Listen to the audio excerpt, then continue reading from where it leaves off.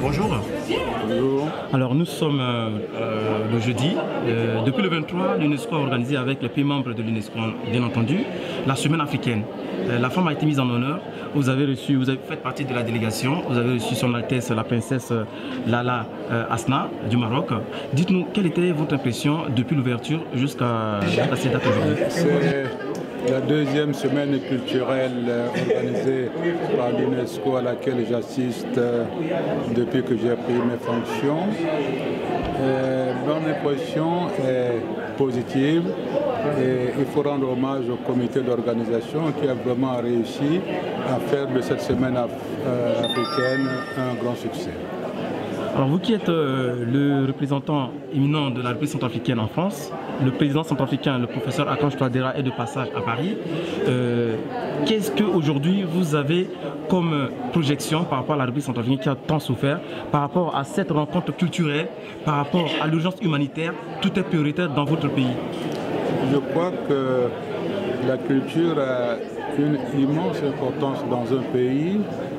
Parce que non seulement une personne cultivée, éduquée, saisit mieux les choses, c'est pour ça que les nouvelles autorités ont mis l'accent sur la question de l'éducation. Et je crois que la culture, effectivement, est d'une importance fondamentale, comme la santé d'ailleurs dans un pays. Nous voyons des beaux tableaux.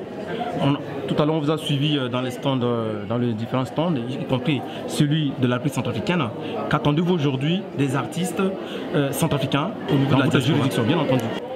Pas seulement au niveau de la diaspora. Déjà, il faut rendre hommage et féliciter les compatriotes qui ont accepté, sur la proposition de l'ambassade, qui a travaillé dans ce sens pour que la République centrafricaine soit depuis de longues années représentée à cette semaine culturelle, non seulement par des stands, des œuvres d'art, mais également du point de vue culinaire.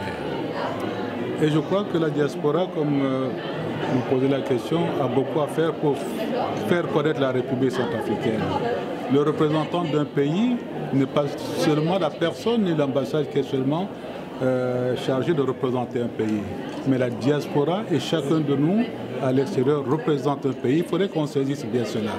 Et deuxièmement, il faudrait également que la diaspora se joigne aux efforts des artistes ou bien des hommes de culture de la République centrafricaine pour que la culture centrafricaine aille de l'avant. Alors là, vous venez de le dire, pour les prochaines étapes, est-ce que vous avez un mot particulier à dire aux artistes centrafricains, aux hommes de la culture centrafricaine qui sont aujourd'hui au niveau de la France? Tout simplement leurs efforts pour que la République centrafricaine soit représentée au niveau de la culture à un haut niveau. Monsieur l'ambassadeur, je vous remercie d'avoir répondu aux questions de Kadeivox. C'est moi qui remercie Kadeivox. Merci.